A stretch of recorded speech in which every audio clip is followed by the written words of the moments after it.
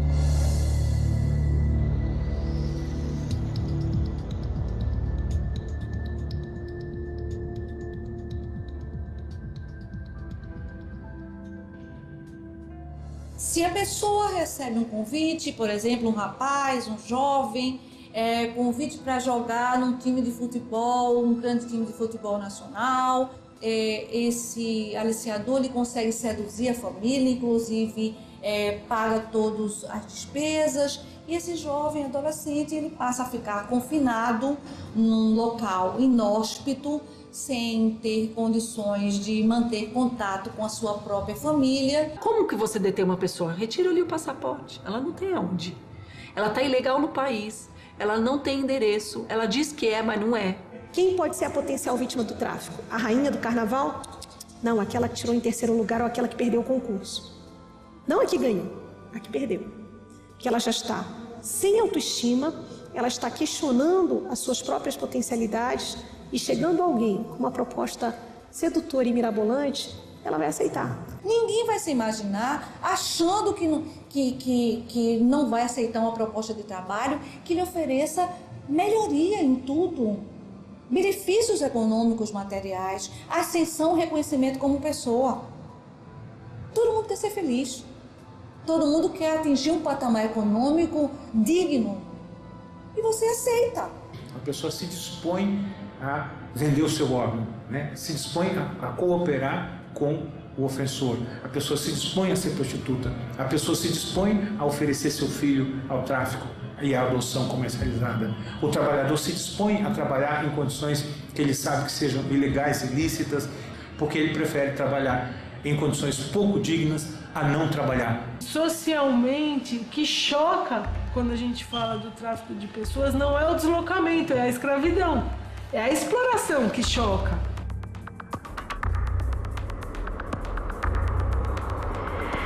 A novela, né?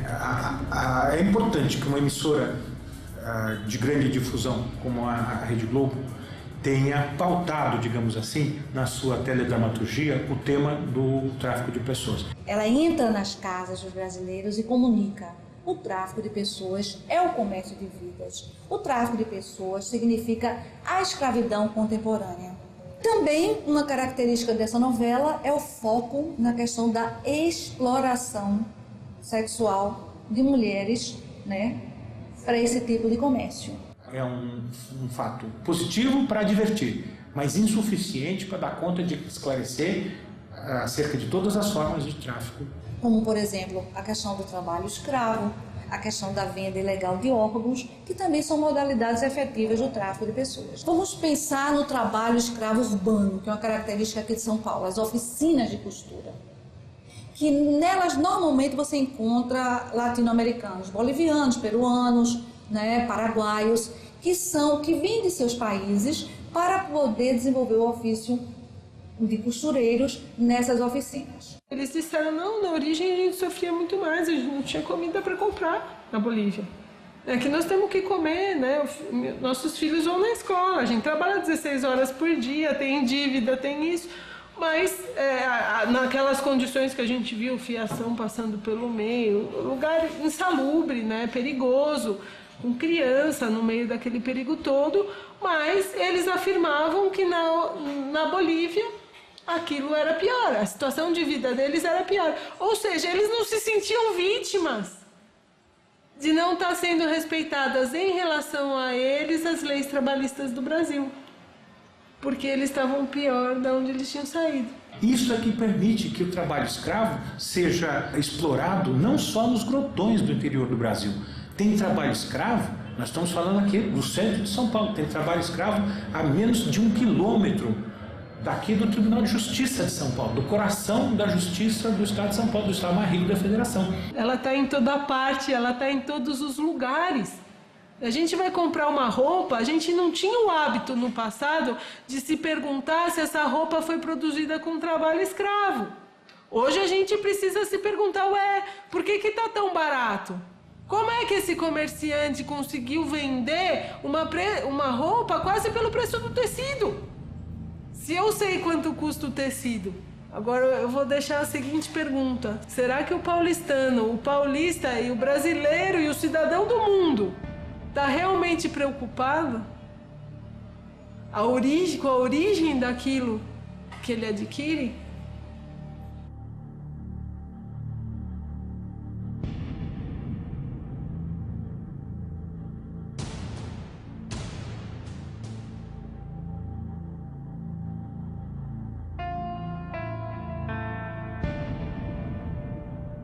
O Brasil, isso é estudo também já da ONU, ele é o maior traficante de mulheres para a prostituição, tá? E tem um número muito alto de tráfico de homens para a prostituição.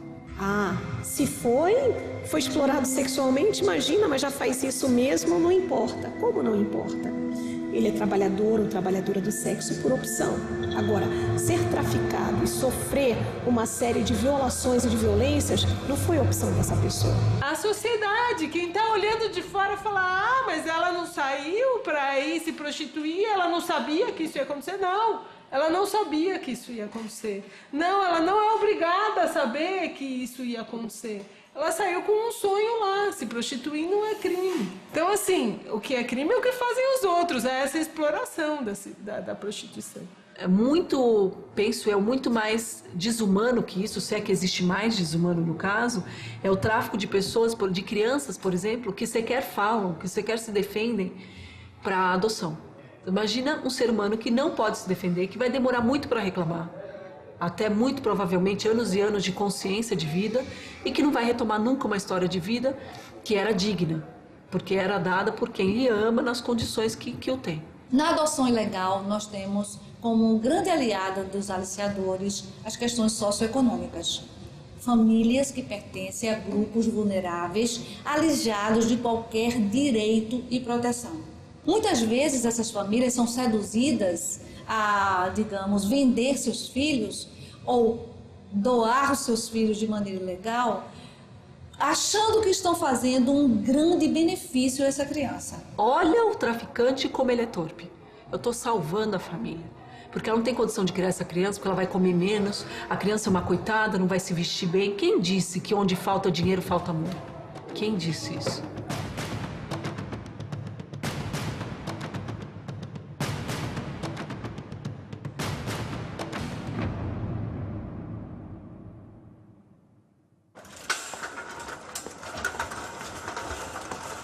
O comércio de órgãos, isso é crime, isso não é permitido no Brasil. No Brasil não se permite sequer a venda de sangue, que dizer de órgãos. A maioria das pessoas cujos órgãos são traficados, elas são pessoas ou enganadas por fraude e acabam, entre aspas, doando órgãos, ou realmente são enganadas de que seus órgãos estão sendo vendidos. Não é só porque rareia a oferta de órgãos, é também por outras razões que é tão rentoso essa espécie criminosa. O transplante de órgãos pressupõe que exista médicos dispostos a fazer, que exista centro de saúde cirúrgico, que exista, portanto, condições mínimas de que isso se torne operacional.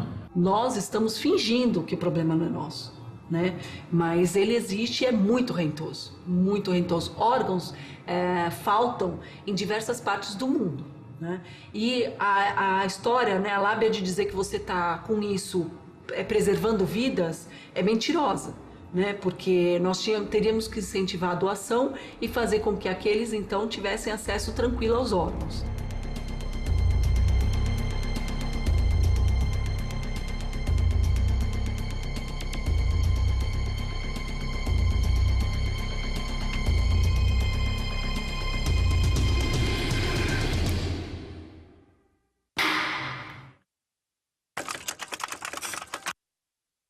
A vítima de tráfico de pessoas é toda pessoa que cruza uma fronteira, seja ela municipal, estadual, ou internacional, ou continental, em busca de algum sonho ou de alguma oportunidade de vida. A gente precisa até desmistificar aquela coisa de que somente as pessoas em situação de vulnerabilidade, principalmente essas pessoas, mas qualquer pessoa pode estar sujeita. Ela vai enganada. Não pouco frequente, ela vai enganada por falsas promessas de emprego, por ter conhecido um príncipe encantado, um estrangeiro, alguém que prometa a essa pessoa um casamento. Ela sai sempre de um lugar mais pobre para um lugar mais rico, sempre de um lugar com menos infraestrutura para um lugar com mais infraestrutura. A vítima de tráfico de pessoas, ela não consegue identificar, ela não consegue enxergar esse crime de tráfico de pessoas. Por quê? Porque muitas vezes elas estão sendo ameaçadas, as suas famílias estão correndo risco, ou elas viviam numa situação de miséria tão grande, de violência doméstica, de abuso sexual dentro da sua própria casa, que qualquer coisa é melhor do que estar vivendo como ela vivia antes. Mas é uma cultura tão fácil explorar, né? O outro está procurando emprego, na verdade sou o salvador dele, ele ia morrer de fome. E é uma inversão de valores completa, uma inversão de valores.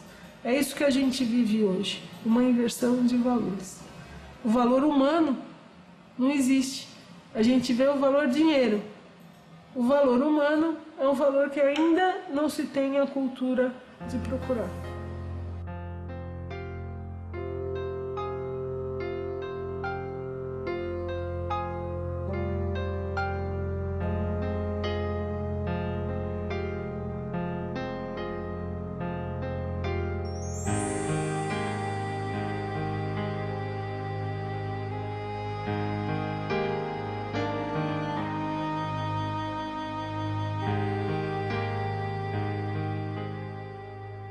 A gente nunca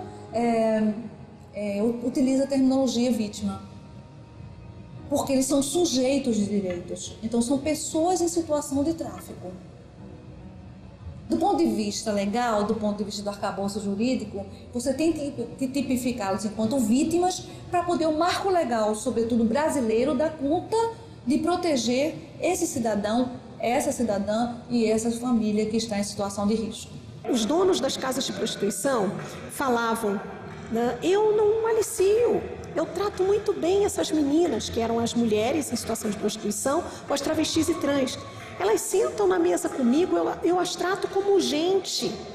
E a fala dessas pessoas traficadas era nesse mesmo sentido. Não, eu não sou explorada, eles me tratam bem, eles me tratam melhor do que na minha casa. Só que no destino ela descobre que tomaram o documento dela, que ela tem uma dívida de todo o trajeto que ela fez, do percurso, da passagem, da alimentação que deram, da casa onde ela está morando, das roupas que ela está usando, e que essa dívida é difícil de pagar. Nessas situações ela começa a ver que existe algo diferente, não é? E se acontece alguma coisa maior, uma ofensa à sua integridade física, ela também puxa aí, já não é do jeito que eu penso, então é uma questão, eu estou sofrendo uma violação e ela pode se reconhecer como vítima, do contrário, ela não consegue entender que ela é vítima. E muitas vezes ela tem até dificuldade de procurar as autoridades, porque ela acha que vai ser maltratada, ela tem dificuldade de pensar como é que ela retorna para aquela casa e fala para a mãe dela que ela saiu de casa para ir se prostituir, que tipo de acolhimento ela vai ter lá. E a gente pensa o seguinte, qual que é a reflexão? O que passa na mente daquele que explora?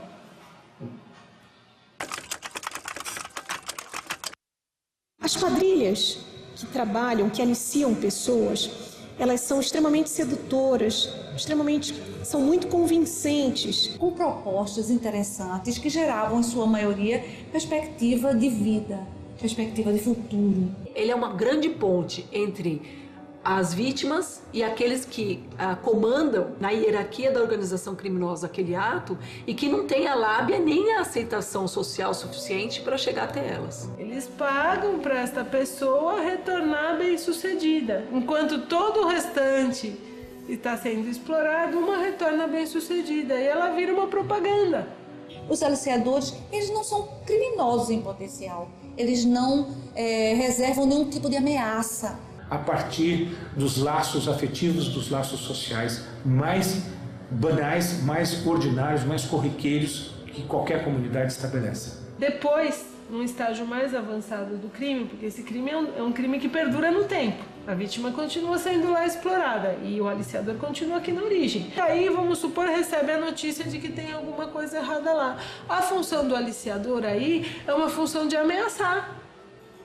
É uma função de mostrar que ele faz parte de uma cadeia criminosa. Vamos imaginar uma região mais carente, ou uma cidade menor, ou uma comunidade mais carente. Ter uma menina que é mais bonita e que sonha em ser modelo, ter um menino que se destaca no futebol, também é uma oportunidade que a família pode ter para alcançar melhores condições. Ao mesmo passo que a gente deve identificar os círculos sociais que podem ser prósperos e fortes para essa pessoa, para uma reinserção social, a gente também tem que ter muita cautela de não julgar também que esses círculos podem ser os melhores, porque o perigo também pode estar dentro desses círculos sociais. Mas você sabia, Carla, que há mais de 2 milhões de pessoas nessa situação no mundo? A discussão é urgente e necessária. Nossa, é terrível, Pedro. E é muito bom termos espaço aqui para falar sobre isso. Já já vamos acompanhar a segunda parte do documentário. O Espaço Universitário volta já. Não saia daí.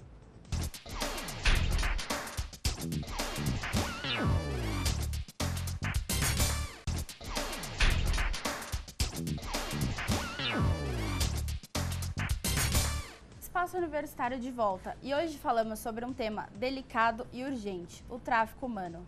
Bom, sem perder mais tempo, vamos assistir agora ao segundo bloco do documentário Tráfico de Pessoas, uma lenda urbana real.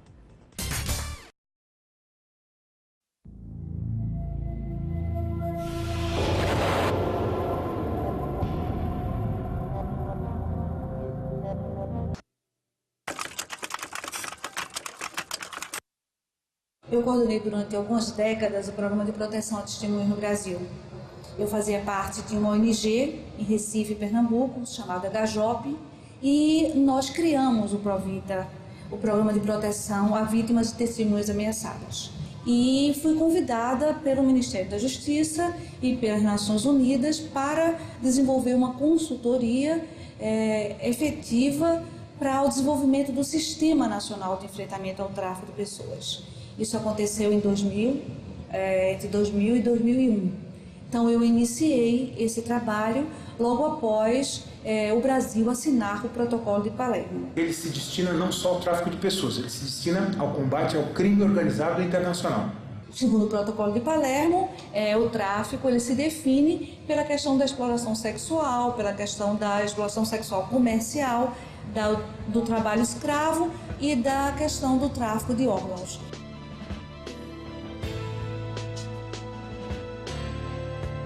O primeiro plano previa uma pesquisa nacional que pudesse trazer as características do tráfico, um diagnóstico para que se pudesse, de fato, enfrentar esse tipo de problema enquanto políticas públicas estruturantes no Brasil. Então, essa pesquisa não aconteceu. Um banco de dados nacional. O Brasil não tem um banco de dados oficial que possa trazer relatórios substanciais, que possa delinear caminhos para que as estruturas públicas dialoguem e possam efetivamente, em conjunto, estar enfrentando o crime organizado. O primeiro plano, ele também previa a construção de um marco legal. O Brasil não tem uma lei que tipifique o tráfico enquanto um crime e também não tipifica e não cria um sistema nacional de enfrentamento ao tráfico de pessoas.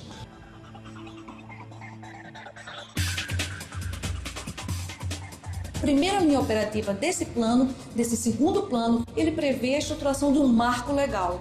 Então, o Brasil passará a ter uma legislação específica, passará a promover adequações nas legislações existentes para dar conta do fenômeno do tráfico. Ele prevê, inclusive, capacitações envolvendo não só a sociedade civil, mas, sobretudo, os agentes públicos que têm a missão nesse enfrentamento. Atualmente no anteprojeto do Código Penal, que traz o tipo penal de tráfico de pessoas para tráfico de órgãos, mas mais uma vez é falho. Então são propostas construtivas, observando a nossa legislação e a falha dela em relação à proteção internacional. O Brasil, ele ratificou a Convenção de Palermo, mas ele não se preparou para isso ainda. Temos que caracterizar bem esse fenômeno para poder enfrentá-lo tal qual ele está descrito nas legislações internacionais e nacionais. A gente não pode confundir deslocamento com tráfico de pessoas e a gente não pode confundir exploração com tráfico de pessoas.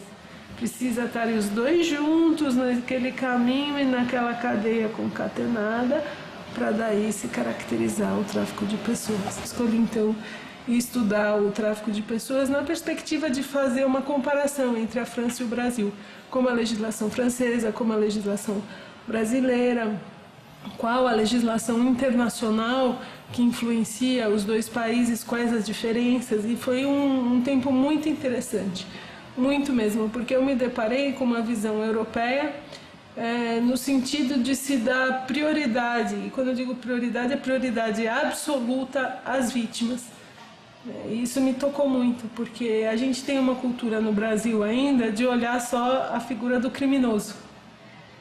Então a gente quer prender o criminoso, a gente quer encarcerar, a gente quer punir. O histórico da vítima, a posição da vítima, o que aconteceu com a vítima é muito, muito importante, até para caracterização do crime e também para tirá-la de uma situação que, na minha opinião e na de muitos, é a mais degradante que existe hoje em dia no mundo.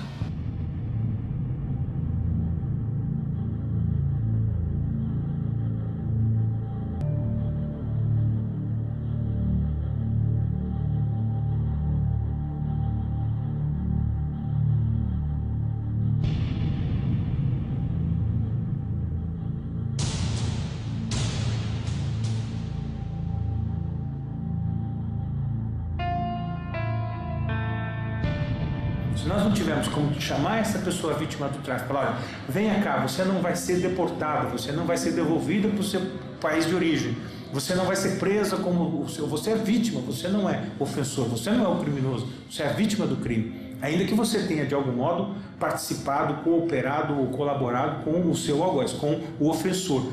E como se faz? Bom, coloca-se num arremedo de abrigo para violência doméstica, num arremedo de abrigo para crianças em risco. Obviamente, vocês podem imaginar o resultado gravoso disso, tá? Uma revitimização de todo mundo. Por que isso? Porque falta Estado. Se a gente tem um acolhimento para essas pessoas... De abrigar as vítimas, de conseguir o recâmbio das vítimas, se é criança e adolescente, de dar o tratamento adequado. Elas não vão ter problema com relação a acolhimento ilícito. Esse convencimento pela incapacidade, a vítima não abre a situação, tá? E não abre também porque ela vai expor outras vítimas que não querem sair dela. Então, esse é um trabalho, penso eu, também interdisciplinar. Ele não é só de pessoas da área jurídica, mas é psicológico e social. Preciso que a sociedade esteja sempre em alerta para realizar denúncias e poder estar colaborando com a investigação, digamos, da polícia, com a atuação do Ministério Público, para poder desbaratar, desvendar esse tipo de situação. Mas mesmo que ela perceba, qualquer manifestação atípica, ou mesmo um pedido de socorro, tem que ser levado a sério. A gente tem que ter, pelo menos, mesmo no silêncio da nossa segurança, que é justo, a gente tem que saber estender a mão para o caminho da justiça. Quando ela resolveu sair da sua comunidade, do seu bairro, do seu país, da sua cidade, também houve uma expectativa, ou seja, muitas vezes essas pessoas silenciarem significa eu tenho vergonha de não ter conseguido aquilo ao que me propus e eu tenho vergonha de ter sido enganada nessa situação. É sofrer um novo ciclo de vitimização, é sofrer um estigma de uma comunidade, de uma sociedade que não irá aceitá-la, que irá apontá-la, pode acontecer até um verdadeiro linchamento moral. A outra situação é a falta ou a pouca existência de serviços que deem conta dessa demanda. Para poder ressignificar a sua vida e eles poderem, de fato, voltar a ter uma inserção social. Portanto, é fundamental, claro, o papel da família e dos amigos nesse momento de reinserção, nesse momento de acolhimento dessa pessoa que está voltando à sua condição de quê? De ser humano. Eles precisam ser incluídos no mercado de trabalho, eles precisam ser absolvidos pelo poder público para uma capacitação específica, digamos, para que eles possam ter a sua mão de obra qualificada e eles possam ser inseridos no mercado formal do trabalho. É por isso que eu chamo a atenção que esse momento de reinserção é tão importante, tão crítico, para a gente não revitimizar uma pessoa que já foi vítima de uma situação. Ela vai voltar a esse local de origem, o local mudou? Não. Voltou a ter trabalho? Voltou a ter melhores condições de educação, de saúde? Ela voltou a ser aceita socialmente? Vamos imaginar o caso das travestis e transexuais. Elas são aceitas na nossa sociedade? Não, não são. Se ela voltar ao local de origem, ela vai ser aceita socialmente? Não. Ela vai estar sujeita às mesmas condições que ela estava lá atrás, antes dela ser aliciada. Ao mesmo tempo, quando você pergunta para ela, e aí, mas você quer voltar para aquele local? Eu quero. Eu quero sim voltar para aquela cidade, eu quero sim tentar a vida lá, porque eu gostei de lá. Eu não gostei da situação como eu estava lá, mas eu gostei de lá. É aquele momento que te coloca em xeque.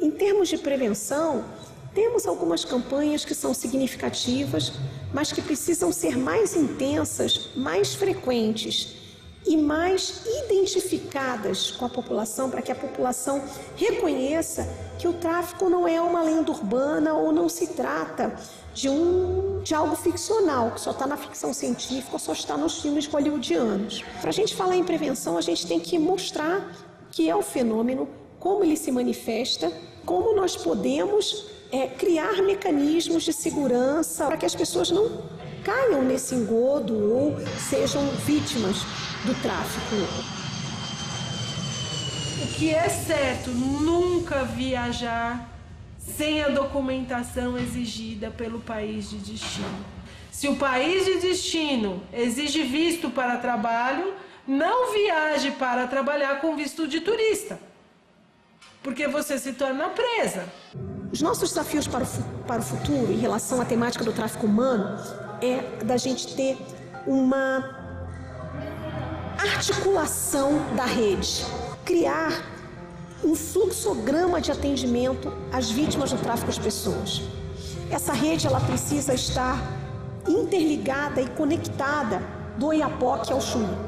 Fazer cursos, palestras, entrar na linha da educação, nas escolas, explicar para essas crianças, para esses adolescentes que levam às suas casas aquilo que aprendem, ou fazer um sábado e domingo atividades para as famílias. E a sociedade civil tem um papel de monitorar, fiscalizar e garantir a interdição desse ciclo de revitimização através da inclusão dessas pessoas em situação de tráfico. Nós temos um forte exemplo disso no Brasil, é o Movimento Nacional contra o Tráfico de Pessoas. São mais de 300 instituições que resolveram dar as mãos para garantir a eficiência dessa política em nosso país. E eu acredito plenamente que a sociedade civil se organizando, que a gente pode conseguir grandes mudanças sociais. A resolução não está na justiça penal. O crime é a ponta de um iceberg só. É que ele dá muita visibilidade, a gente enxerga muito, porque ele é muito terrível, né? Então a gente enxerga aquilo e a gente enxerga o processo penal, é palpável, mas a gente só muda o mundo mudando a base e não mudando a ponta do iceberg.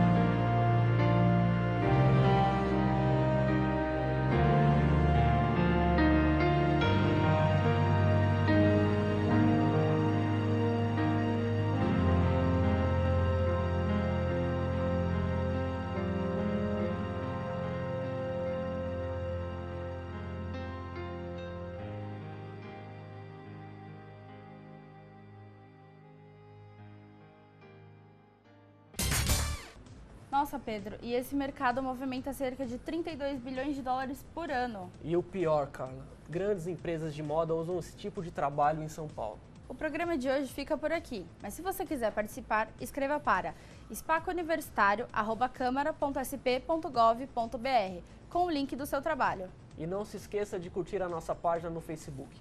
Parabéns pelo trabalho, pessoal. O serviço público que vocês prestaram com esse TCC foi incrível. Tchau, galera. Até a próxima. Tchau.